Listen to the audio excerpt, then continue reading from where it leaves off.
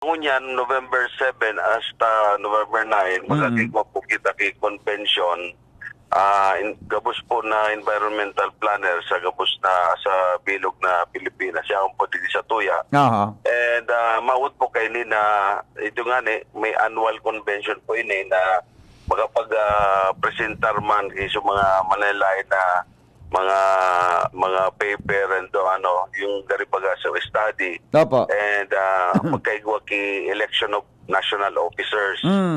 So digdi po maswerte po kita dahil iniman actually si dating mayor po na ngayon governor na nagbid po kay niyo kang 2019 pa. So maswerte po kita dahil grant na sa Tuya ni.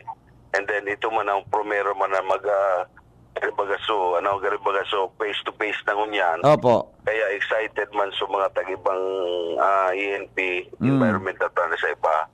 So yun po ang katuyuhan kayan and mas gusto taman ni Jose dahil sabi nga ni kita baga saruyan sa vision ka sa tuyang syudad na maging premier kahit baga top 5 convention destination pero na-achieve na po ito ang ano tanaman ngayon daw is premier MICE destination. Wow.